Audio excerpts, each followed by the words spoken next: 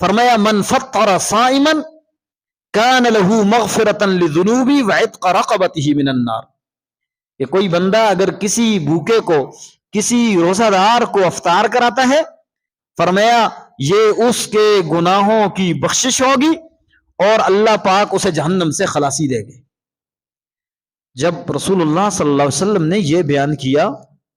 تو صحابہ کرام کے دل میں اشتیاق پیدا ہوا کہ ہم سارے کے سارے لوگوں کو افطاری کرائیں، کیونکہ رسول اللہ صلی اللہ علیہ وسلم نے یہ بھی فرمایا کہ بھائی جتنا روزے دار کو ثواب ملتا ہے اتنا افطاری کرانے والے کو بھی ثواب ملتا ہے۔ تو انہوں نے کہا یا رسول اللہ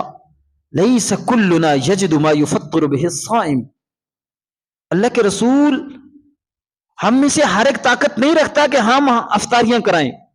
ہمارے ہم فقراء ہیں، ہمارے گھر میں خود کچھ نہیں ہوتا، ہم اس ثواب کو کیسے حاصل کریں گے؟ ہم کسی کو پیٹ بھر کر کے نہیں کھلا سکتے، تو ہمیں یہ ثواب کیسے ملے گا؟ تو رسول اللہ صلی اللہ علیہ وسلم نے آسانی پیدا کرتے ہوئے فرمایا کہ یعطی اللہ ھذا الثواب من فطر صائما علی مذقۃ لبن او شربۃ ماء او تمرۃ،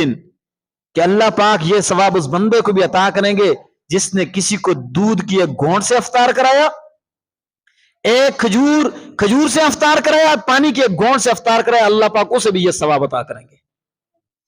لیکن اس سے درجے ایک بڑھ کر کبھی کہا کہ اس سے ایک درجے اوپر کا ہے، فرمایا ومن اشبع صائما، امن اشبع صائما، جس نے کسی روزہ دار کو پیٹ بھر کے کھلایا، اپنے دسترخوان پہ لے آیا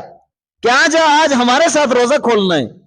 اسے پیٹ بھر کر کے کھلایا، تو رسول اللہ صلی اللہ علیہ وسلم نے فرمایا کہ سقاہ اللہ تعالی یوم القیامت من حوض لا یظمأ بعدہ ابدا،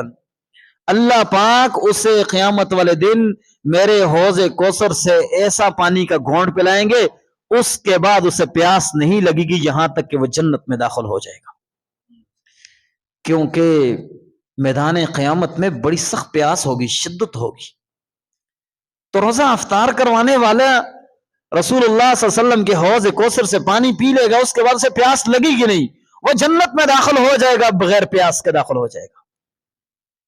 اور پھر رسول اللہ صلی اللہ علیہ وسلم نے رمضان کریم کے رحمت، برکت اور مغفرت کی طرف توجہ دلائی، کہا کہ اس رمضان کے 3 حصے ہیں، پہلے حصے میں اللہ کی رحمت اترتی ہے، رحمت برس رہی ہوتی ہے، رحمت برس رہی ہوتی ہے، لوگوں کے دل عبادت کی طرف مائل ہوتے ہیں، دلوں کے اندر زرخیزی پیدا ہوتی ہے، نرمی پیدا ہو جاتی ہے۔ دوسرے میں اللہ پاک بخش دیتے ہیں، دوسرے عشرے میں اللہ پاک بخشش،